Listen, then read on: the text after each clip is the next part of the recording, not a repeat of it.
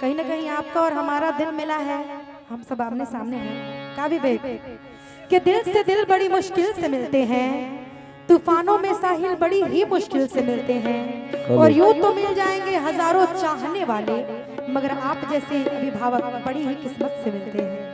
तो भोजपुरी में थोड़ी तो हिंदी में कर लो है। माने भोजपुरी बिहारी हम न हई का भी कीजिए रवा समुद्र में रह के शायरियों बोलन सीख लेनी। और आइए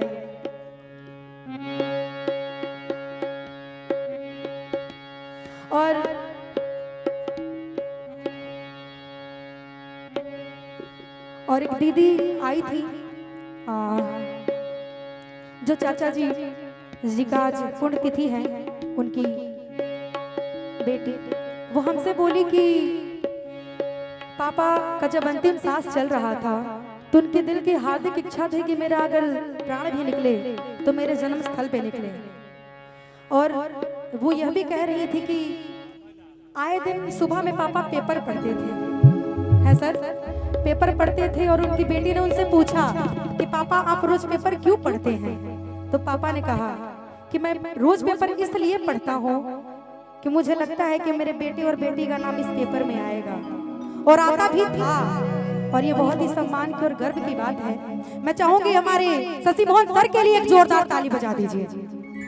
बस हाथ में जानने के यही से हम कहिले कि लाखों में जवान सीना तान के होई,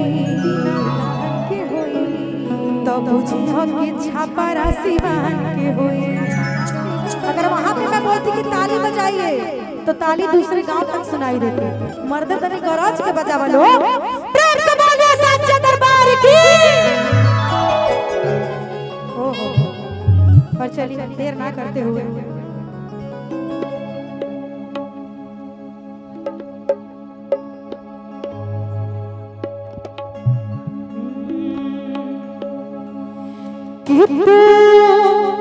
तो दाती है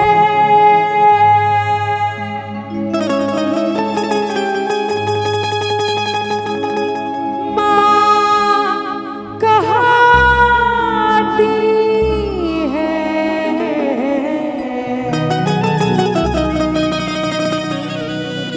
रहमो करम कर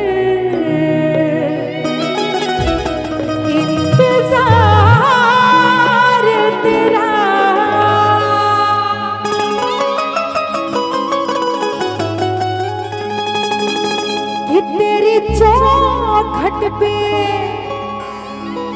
खड़ी हूँ मैं मैया,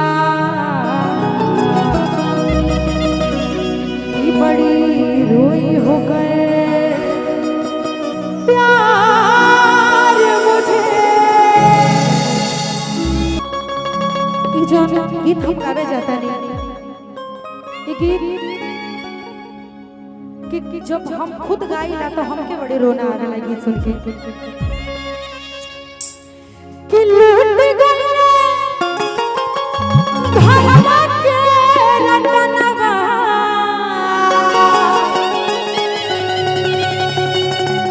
तो बाबूजी सपनवा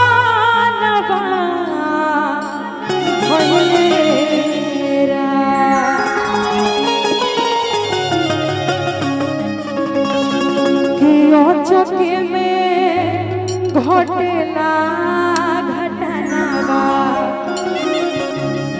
कियो चौके में घोटेला घटनावा, तो कि बाबूजी सपनावा